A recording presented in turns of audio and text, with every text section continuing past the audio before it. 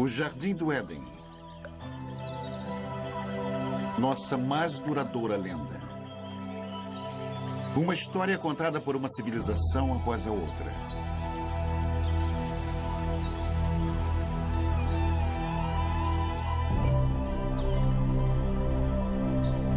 Uma história de sedução. A ira de Deus. Um paraíso perdido.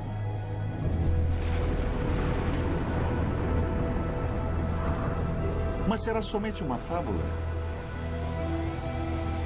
Existem provas de que as grandes histórias da Bíblia tenham sido verdade? De fato, existiu um lugar como o Éden?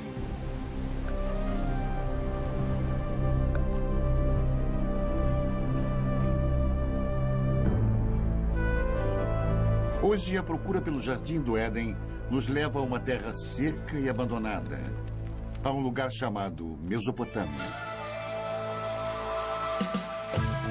Mesopotâmia. Retorno ao Éden.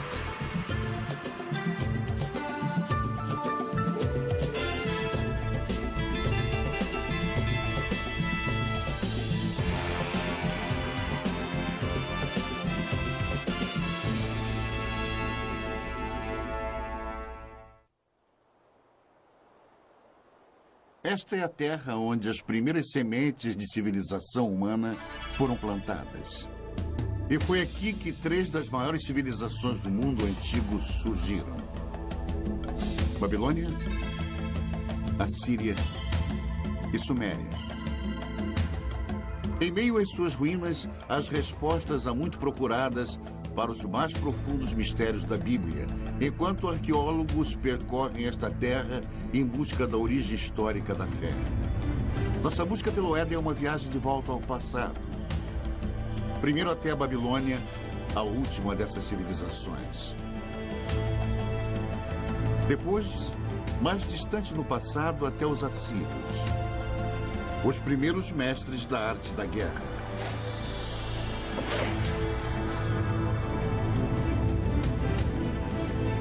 E, finalmente, um momento no passado tão longínquo que somente o Éden poderia ter precedido. Até a Suméria e a criação da civilização em si. O grande arco da crescente fértil. Ao longo de mais de 6.000 anos, esta rica terra, situada entre os rios Tigres e Eufrates, deu início às primeiras grandes civilizações. Os gregos a chamam de Mesopotâmia. Nós chamamos de Iraque.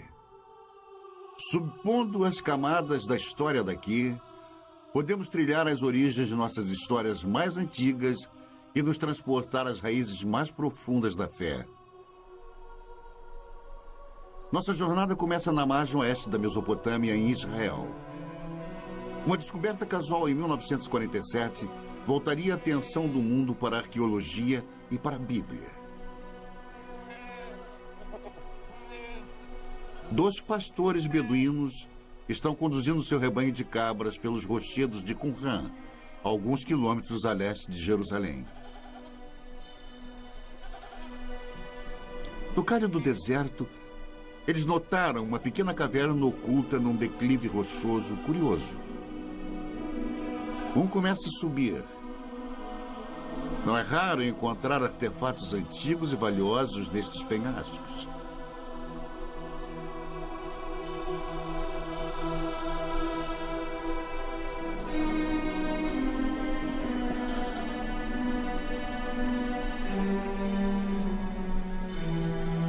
Dentro da caverna, o pastor descobre destroços de antigos potes, fragmentos de pergaminhos de couro e algumas folhas de papiro, tudo intocado desde o tempo de Jesus.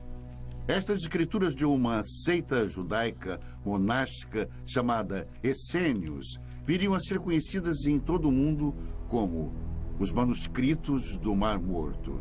Nas cavernas ao redor, centenas de papiros antigos seriam eventualmente descobertos. Uma delas provou ser a primeira versão do Antigo Testamento, incluindo os 5 primeiros livros fundamentais conhecidos pelos judeus como Torá. Os manuscritos do Mar Morto imediatamente se tornaram foco de um tremendo alvoroço internacional, enquanto eruditos e teólogos disputavam a posse e os significados deles. E a sensação foi importante. Isto foi descrito como um dos achados arqueológicos mais importantes. E são muito valiosos para os judeus, porque eram judaicos. Eles vêm de um período fundamental na história judaica. E muito valiosos para os cristãos, porque são contemporâneos de João Batista, Jesus e por aí vai. Portanto, são muito informativos. Mas, além disso, temos uma grande ligação emocional a esta obra. A Bíblia sempre foi um livro lido sob 2 pontos de vista: o sagrado e o histórico. Mas o tradicional Torá é sempre escrito à mão. As palavras são lidas enquanto o escriba escreve. Portanto, se torna uma oração. E cada Torá é considerado sagrado a partir do momento que é escrito. Mas a precisão histórica da Bíblia nunca foi de fato comprovada. É um trabalho que continua até hoje.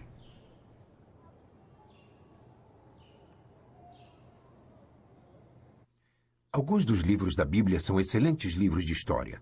Aliás, os primeiros livros históricos que existem, e muito preciosos, pois temos comparado com outras fontes, e eles mostraram ser muito preciosos. Por isso são tão importantes.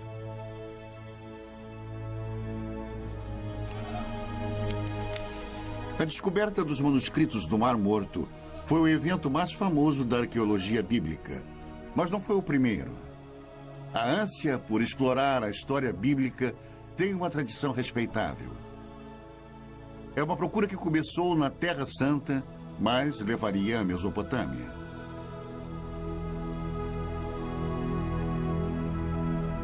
Ao longo da história, viajantes místicos e fiéis têm sido trazidos aos locais onde as grandes histórias da Bíblia ocorreram. Mas com a chegada do século XIX, um novo tipo de peregrino procurou fortificar sua crença na Bíblia através da recente ciência da arqueologia. Certamente não poderia haver confirmação maior de sua fé do que provar que a história bíblica foi real. O primeiro propósito dos arqueólogos bíblicos foi localizar lugares mencionados nas narrativas bíblicas e ver se alguma ilustração daqueles contos poderia ser encontrada. Para usar a cerâmica antiga, as antigas muralhas da cidade, as antigas armas como ilustrações de histórias bíblicas que todos eles haviam aprendido na infância.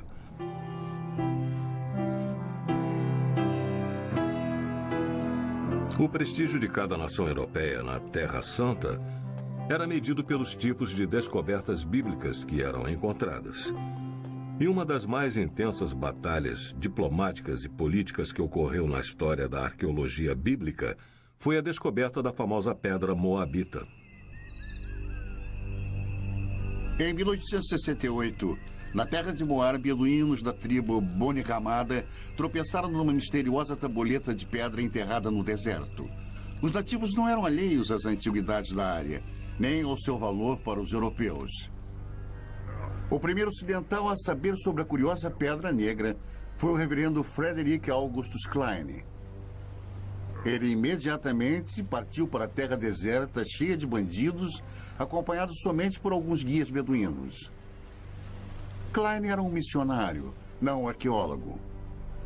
Logo que olhou para o peculiar entalhe de basalto, ele sentiu uma súbita animação, suspeitando que a tabuleta negra pudesse confirmar suas crenças mais profundas. Ele examinou a pedra e fez um molde simples da inscrição.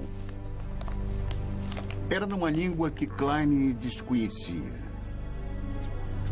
De volta a Jerusalém, ele procurou ajuda para decifrar a pedra. Quando a notícia do achado começou a se espalhar, as ruas e bazares fervilhavam com os rumores de uma nova descoberta. A inscrição na pedra provou ser o relato do rei Moabe sobre uma batalha também descrita na Bíblia. Pela primeira vez, ali estava uma confirmação escrita, gravada na pedra, de uma história da Bíblia. Duas fontes de um mesmo evento. Para os fiéis, aquela era a prova que estavam procurando. Uma evidência concreta da precisão histórica da Bíblia. Muitos quiseram comparar a pedra, mas os beduínos tinham motivos para desconfiar. No passado haviam sido trapaceados, até mesmo roubados, por caçadores europeus de tesouro. Supondo que algo tão estimado pelos europeus devesse conter ouro, eles jogaram a pedra no fogo na esperança de quebrá-la. Quando o fogo esquentava a pedra, eles derramavam água sobre ela e repetiram isso várias vezes, até que finalmente ela explodiu. Eles não encontraram ouro algum, e a pedra estava destruída.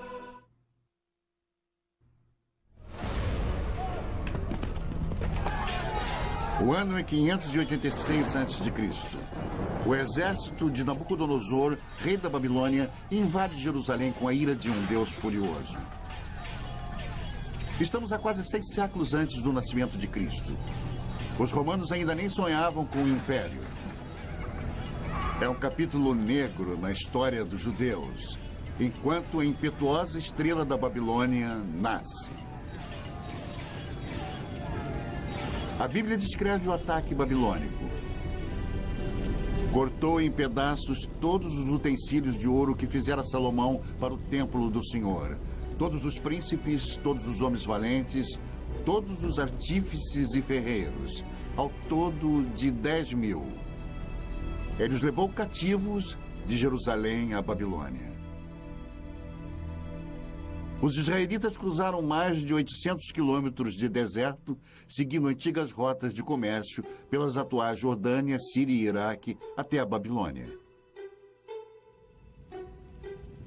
Em Salmos 137, os israelitas lamentam: às margens dos rios da Babilônia, nós nos assentávamos e chorávamos, lembrando-nos de Sião. Como, porém, haveríamos de entoar o canto do Senhor em terra estranha? Fracos e exaustos, os israelitas chegaram à Babilônia, amedrontados com tamanha grandiosidade. Arrancados da modesta cidade de Jerusalém, eles contemplavam a majestosa capital do mundo antigo.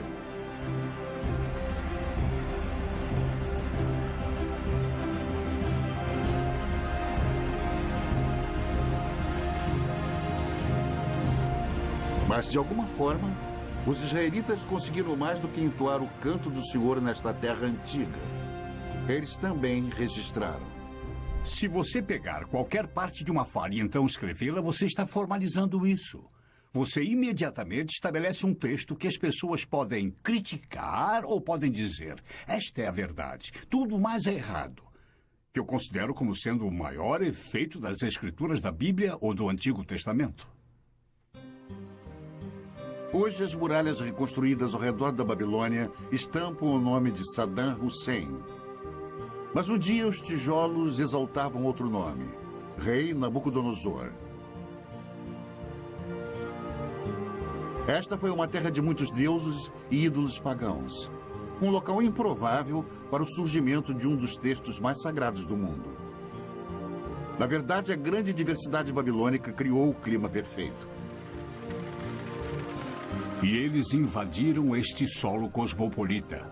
Até os mais educados e os mais cultos estavam sendo bombardeados com contato direto com outras pessoas, e digo pessoas diferentes. Os israelitas se viram numa violenta mistura de raças e línguas em conflito com deuses e demônios. Que cidade é esta? O Apocalipse perguntaria. Vestida de púrpura e de escarlate, adornada de ouro, de pedras preciosas e de pérolas. A morada dos demônios, covil de toda espécie de espírito imundo. Babilônia, a grande mãe das meretrizes e das abominações da terra. Mas em meio a todas as abominações, talvez até mesmo por causa delas, foi onde a Bíblia se tornou um livro pela primeira vez.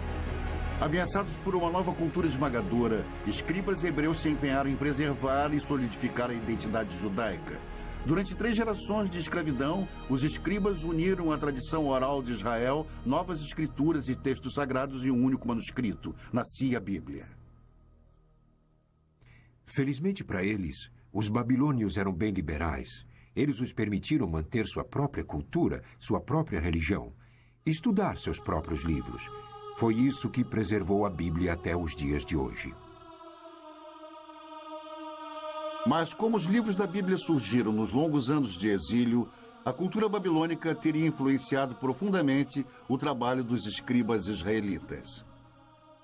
Eles eram pessoas muito cultas, eu suponho. Muitas das que foram exiladas. E escribas conversavam com escribas.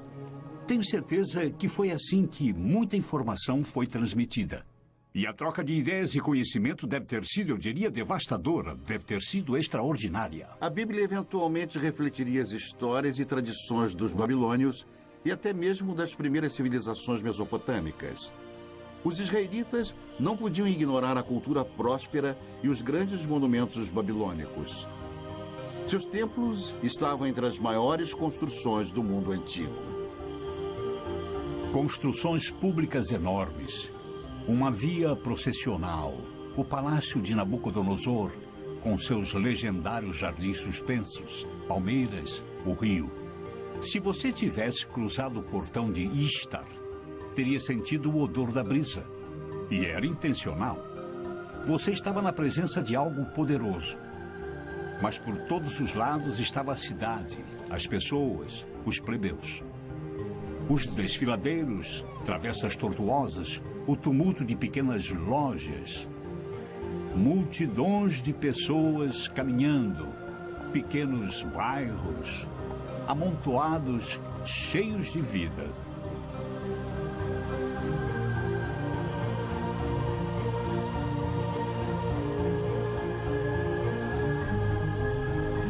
E foi aqui, a Bíblia nos conta, que um dos monumentos mais extraordinários da antiguidade subia até o céu.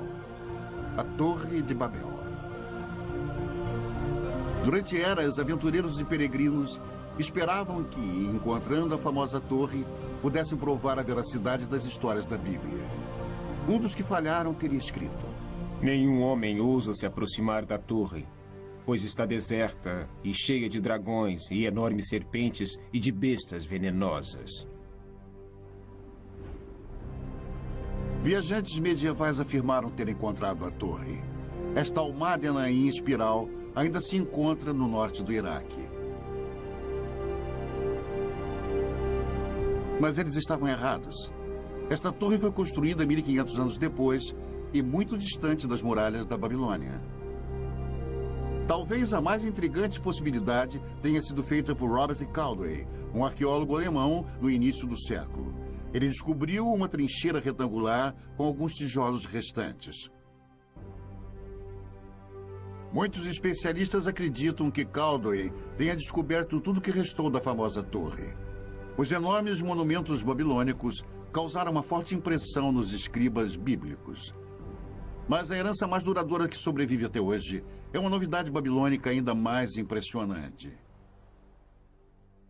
o Código de Lei. A Babilônia foi a primeira civilização na Terra a ter um código de lei escrito. A pedra, originalmente esculpida, é uma importante relíquia perdida por centenas de anos. Ela apareceria no final do século XIX.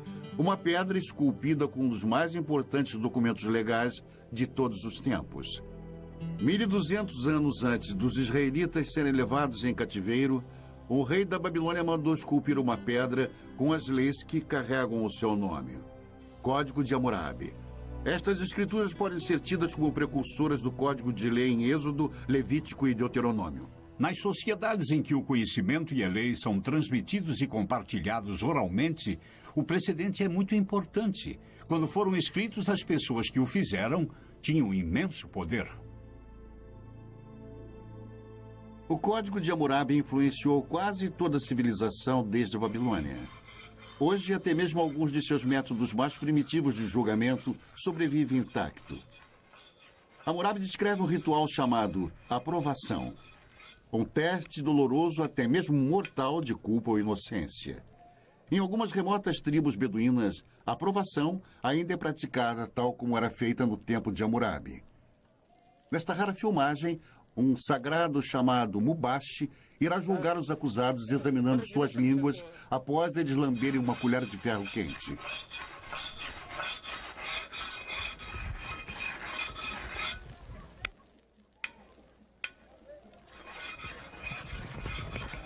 Estes homens foram acusados de roubo. Eles devem se submeter à aprovação ou serem considerados culpados por omissão. Os membros da família assistem ansiosos enquanto os jovens rapazes se preparam para o ritual doloroso.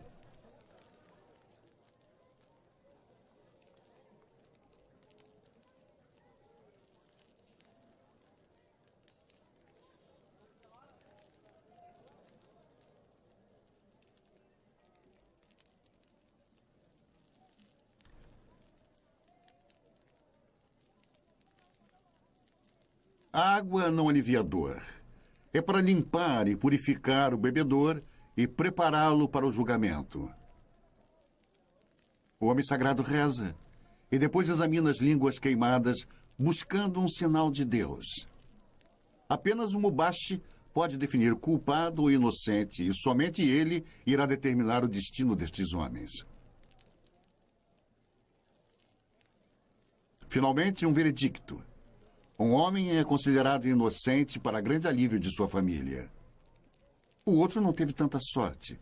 Declarado culpado, ele irá pagar pelo seu crime. A aprovação é um intrigante reflexo atual de Hammurabi, mas suas leis chegam ainda mais diretamente ao presente através da Bíblia. Hammurabi estabeleceu leis. Ele não inovou nada.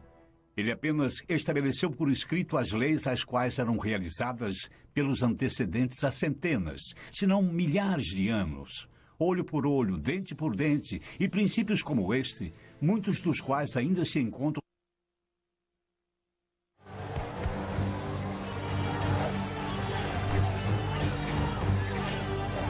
O mais mortal de todos os exércitos mesopotâmicos a viver no Antigo Mundo foram os assírios. Na Bíblia, eles são os símbolos definitivos da tirania de sangue e opressão impiedosa.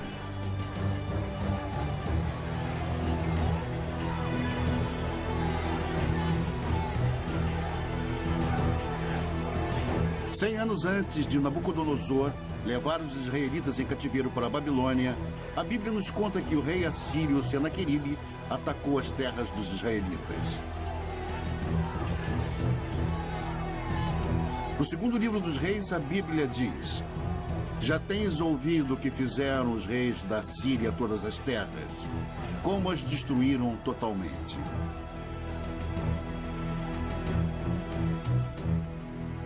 Os assírios eram dominados por reis déspotas. Eles acreditavam no poder absoluto. E poder absoluto significa controle. E o poder absoluto quase que invariavelmente se mantém no poder graças à eficiência e força militar. E os assírios mantinham uma enorme máquina de guerra forte e eficiente. E nas paredes dos palácios dos reis assírios estavam as narrativas de algumas de suas expedições, escritas de forma vaidosa, gloriosa, grandiosa e eloquente. Os assírios, eles poderiam tomar uma cidade e empilhar as cabeças dos cidadãos dominantes do lado de fora dos portões, ou pegavam o rei da cidade, o esfolavam vivo e pregavam sua pele no muro, mas todos faziam isso. O poder assírio, simbolizado pela caça ao leão real, estava nas mãos de impiedosos reis guerreiros. Até mesmo a Bíblia demonstra uma relutante admiração. Eis que a Assíria e todos os grandes povos se assentavam à sua sombra. Ezequiel 31. Enquanto a cidade de Roma estava no início, a Assíria era o maior império do mundo. Por mais de 1000 anos, Os detalhes sobre a civilização assíria eram poucos. Até a grande capital, cidade de Nínive, era desconhecida pelo mundo moderno.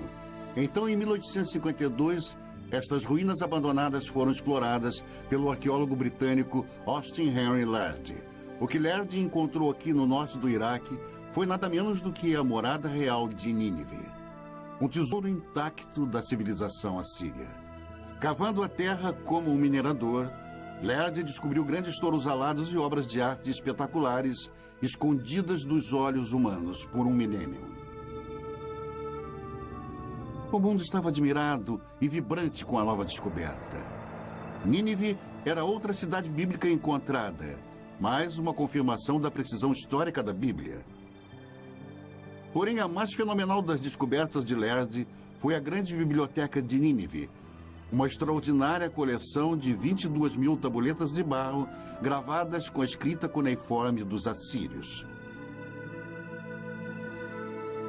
A única comunicação direta que temos com as pessoas do mundo antigo, de fato, é o que eles deixaram em seus escritos.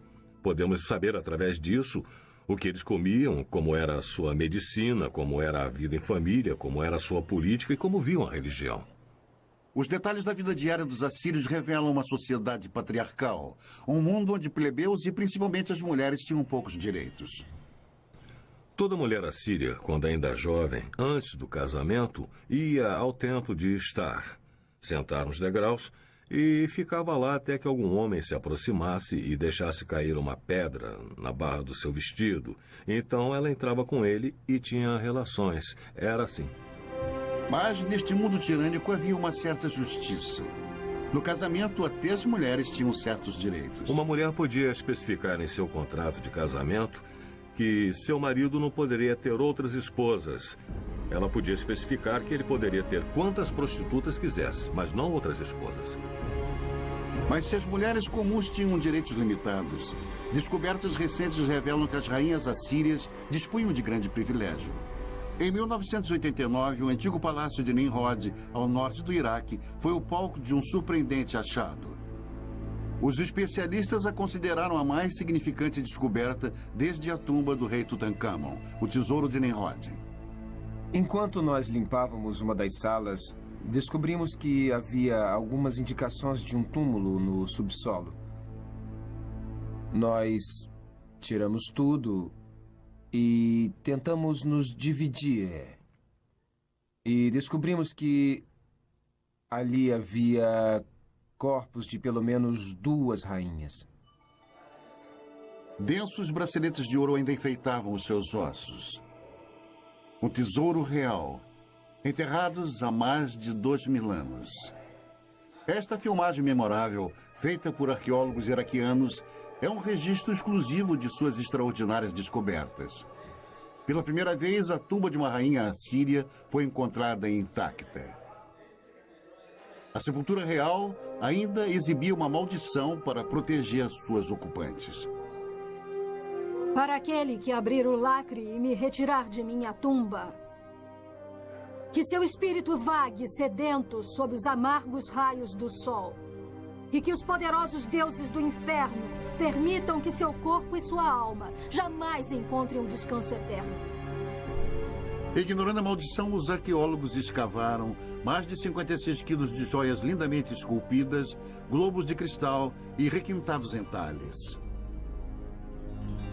Os antigos assírios eram mestres ourives e artesãos. Mas o valor desse tesouro é bem mais alto do que vale em ouro. Quando mortas, as rainhas assírias esbanjavam riquezas. Mas em vida foram seus reis que fizeram história. Reis com sede de impérios. No ano de 701 a.C., o rei Senaqueribe e seu exército se puseram a caminho do deserto em direção ao mar Mediterrâneo. Os corajosos assírios estavam determinados a conquistar tudo que passasse em seu caminho. As cidades de Judá, inclusive Jerusalém, e seu rebelde rei Ezequias. Fortalezas e mais fortalezas tombavam diante dos assírios, mas foi a cidade de Laquis cuja brutal destruição está nos registros históricos e na Bíblia.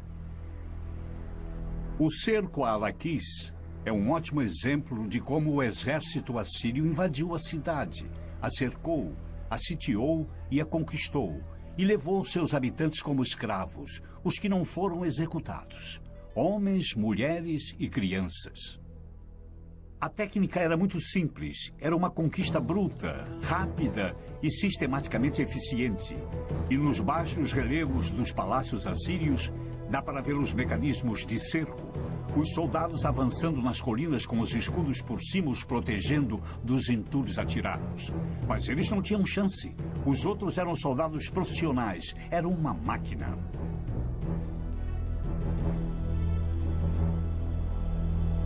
Da cidade capital de Jerusalém, o rei Ezequias sabia que um ataque assírio era inevitável. Ele tratou de fortificar a cidade e ordenou a escavação de um aqueduto subterrâneo, um empenho desesperado para proteger o fornecimento de água na cidade. Diante de um cerco, o plano de Ezequias funcionou. A Bíblia conta que Deus salvou Jerusalém e o rei da Assíria voltou humilhado para sua terra. A versão de Senaqueribe do conflito foi encontrada num prisma de argila enterrado em Nínive. Ele se equipara com a história da Bíblia nos mínimos detalhes, mas seu ponto de vista é bruscamente diferente. Mas quanto a Ezequias, o judeu que não se curvou em submissão ao meu domínio, 46 de suas cidades fortemente muradas eu ataquei e conquistei. O esplendor de minha autoridade o derrotou. As histórias são contadas de ângulos diferentes, mas estão de acordo.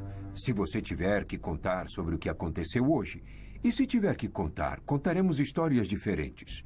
Temos a história de Senaqueribe invadindo este país. Cada uma conta basicamente sobre o mesmo evento histórico, completamente sem contradições. Sem contradições, exceto uma. O resultado na versão de Senaqueribe, Ezequias está confinado em Jerusalém como um pássaro na gaiola. Mas, segundo a Bíblia, os exércitos assírios estão contidos nas muralhas de Jerusalém. Este talvez seja o primeiro exemplo de manipulação de informações. O Deus dos israelitas dá a última palavra. Eu vou destruir os assírios em minha terra, a Bíblia diz. E assim disse o Senhor que os assírios serão derrotados. Muito antes, o Onipotente tinha desperdiçado uma civilização inteira. Não há uma única menção do nome deles na Bíblia, mas eles foram chamados Sumérios e contaram a história de uma grande inundação.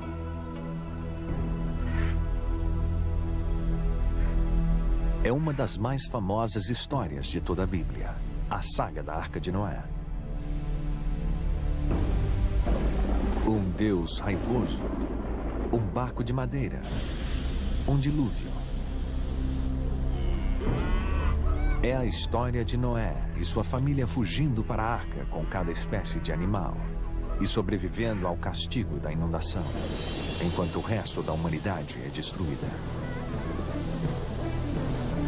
É uma história primitiva, mexendo com nossas esperanças e medos mais profundos. Uma história encontrada na Bíblia, mas também em outro texto antigo, um texto descoberto nas ruínas dos Sumérios. No começo deste século, um grupo de blocos mesopotâmicos foram traduzidos. Eles revelaram a primeira lenda conhecida de uma enchente cataclísmica. O primeiro épico escrito do mundo é a história do mítico rei Gilgamesh. A história dele sobre uma grande enchente precede a da Bíblia por pelo menos 2000 anos. Por 7 dias e 7 noites, uma enchente tinha invadido a terra e o barco gigante foi lançado pelas tempestades. O barco navega até uma montanha. Ele solta os pássaros, que é a história que tem uma semelhança com a enchente bíblica. É uma história maravilhosa. Mais de 5.000 anos atrás, a história do grande dilúvio foi contada primeiro aqui, nas cidades antigas da Suméria: Uruk, Eridu e Ur. Na Suméria, encontramos o início de quase tudo que nos fez civilizados. Eles inventaram a roda, o governo e a jardinagem. Suméria, a primeira civilização na Terra. Em uma terra sem pedra, eles projetam tijolos de barro, como aqueles ainda feitos e usados hoje. E daqueles simples blocos de construção, eles levantaram os primeiros grandes monumentos, chamados zigurats, construindo templos que invadem dezenas de metros pelo ar. Os sumérios inventaram 1 minuto de 60 segundos e até mesmo o adolescente problemático. Onde você foi? Não fui em lugar nenhum. Se você não foi a lugar nenhum, por que fica perdendo tempo? Vá para a escola. Fique na frente do seu professor. Narre a sua lição de casa, escreva o seu trabalho. Você me entendeu? Sabemos sobre os sumérios, o que fizeram em suas vidas diárias, graças à mais impressionante invenção deles, a escrita.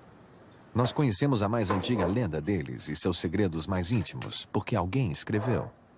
Foi algo que ninguém havia feito antes. É uma janela, mas uma janela que é composta de várias partes, algumas das quais podemos ver e algumas não. Nós necessitamos de muito mais do que temos. Então, o que temos é espetacular. Em alguns casos, nós também temos que ter em mente que há parte das vidas das pessoas que nunca vemos e que nunca veremos porque há pessoas cuja escrita não foi levada em conta. 5.000 anos atrás, alguém escreveu sua história na argila, nos dando uma ideia de um mundo no seu primeiro relance de civilização. Como um povo, os sumérios eram de certa maneira muito autênticos. Eles se preocupavam sobre conhecer outras pessoas e beber cerveja e coisas assim.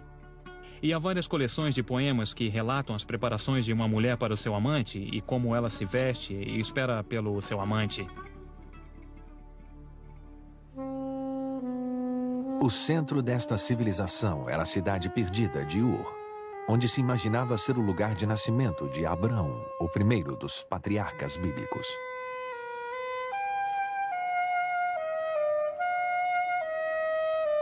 É o sumário de uma cidade bíblica em termos arqueológicos, porque era um lugar de uma das mais famosas escavações arqueológicas que já ocorreu entre os anos 1920 e 1930, por um notável arqueólogo britânico chamado Leonard Woolley. Um arqueólogo britânico descreveu a arqueologia como sendo a ciência dos detritos ou restos, o que é verdade. Mas me dê um arqueólogo que possa fazer pedras e ossos e tijolos e potes criarem vida. Leonard Woolley era assim. Ele pegaria pessoas num passeio por um pequeno quarteirão de Ur, onde as fundações da casa estivessem expostas, e conforme fossem andando, ele falaria da vida das pessoas que viveram nestas casas. Falaria sobre os fornos, as janelas, os tetos rebaixados, os móveis. E Ur, nas mãos de Woolley, ganhava vida. Woolley cavou este enorme buraco. Ele ia através da cidade e se tornava cada vez menor. E então havia esta inútil camada de lodo. E Woolley recontava como a mulher dele veio e olhou para aquilo. E ela era uma senhora simples. Olhou para aquilo e disse: "Oh, aquilo é a enchente." E luzes se acenderam. E Woolley disse que isto era uma evidência do dilúvio bíblico. E o que ele fez? Trouxe dinheiro.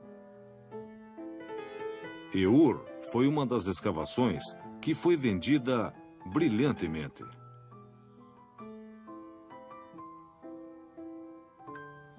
Especulações sobre o dilúvio bíblico causaram uma sensação. Mesmo sem uma prova concreta, foi como se a ciência e a Bíblia tivessem se unido no desolado deserto do sul do Iraque. Woolley iria finalmente desenterrar um tesouro indiscutível. Uma descoberta que trouxe visões extraordinárias para esta primeira das civilizações.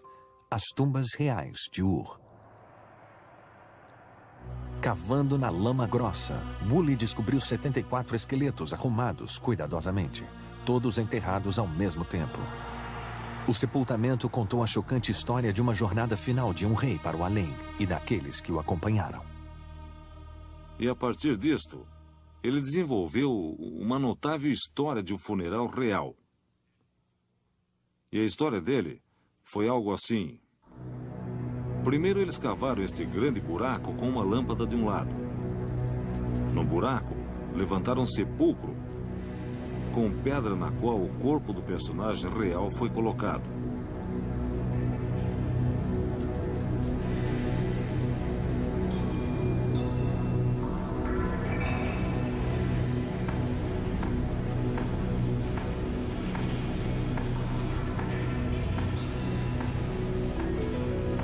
Então, a corte inteira entrou no buraco.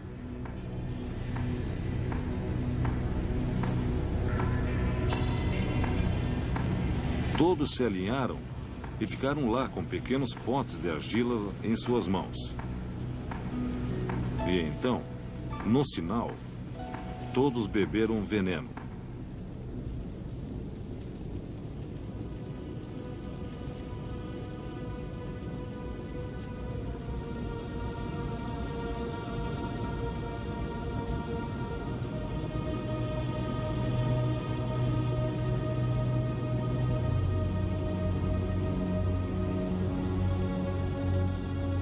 Deitaram e morreram.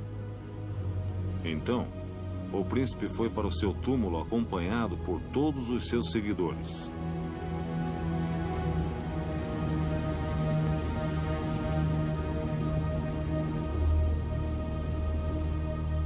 Isto se tornou uma das grandes descobertas, um dos maiores funerais contados na arqueologia da história antiga. A descoberta dos túmulos em Ur foi um triunfo para a arqueologia, revelando os segredos antigos da primeira civilização. Mas a ciência sozinha pode nos levar só até lá. Onde a trilha acaba, o épico de Gilgamesh traz as pistas atormentadoras finais. Pistas que nos levam de volta a um jardim e a um lugar chamado paraíso.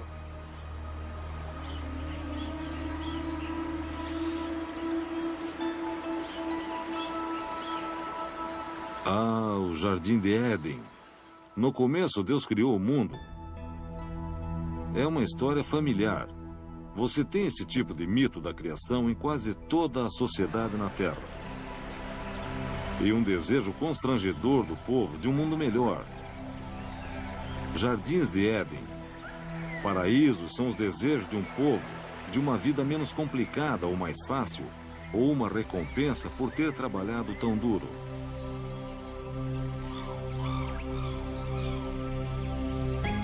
No antigo épico sumério de Gilgamesh, o nome dado ao paraíso é Dolmen. É um lugar além da habitação humana normal e como se apresenta no mito sumério da enchente, que é onde os sobreviventes da enchente foram morar. E há outros mitos que mostram Dolmen como um lugar onde tudo era perfeito. Dolmen aparece na lenda mesopotâmica como uma espécie de jardim do Éden.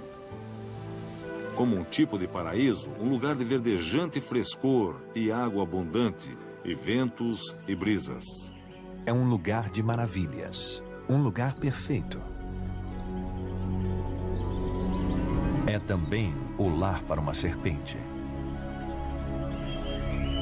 No épico antigo, a serpente rouba a flor que gera a imortalidade. E assim como Adão, Gilgamesh deve deixar o jardim e morrer. A ideia do paraíso parece universal. Mas no que se baseia? Este lugar existiu? A resposta indica um lugar encantado e real. 640 quilômetros ao sul da antiga cidade sumeriana de Ur, fica a ilha de Bahrein. Um mercado essencial nas rotas do comércio através dos desertos áridos e mares salgados da Mesopotâmia.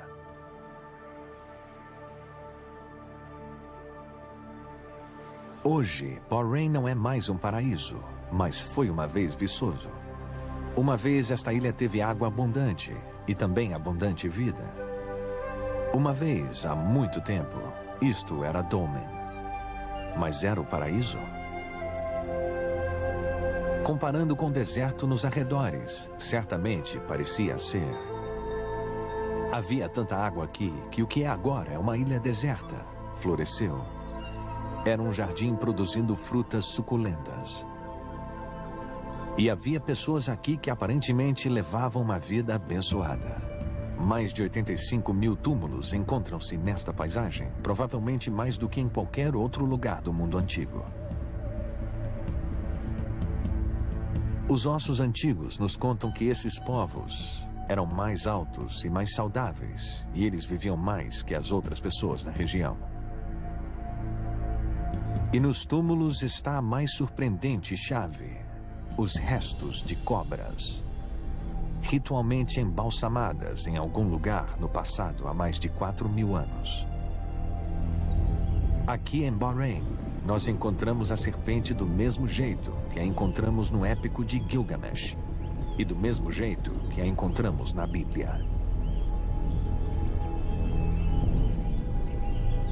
Nossa jornada de volta ao tempo cruzou as terras onde os babilonianos, os assírios e os sumérios antigos uma vez estiveram. É possível se arriscar ainda mais para a terra que oculta as pegadas de Adão?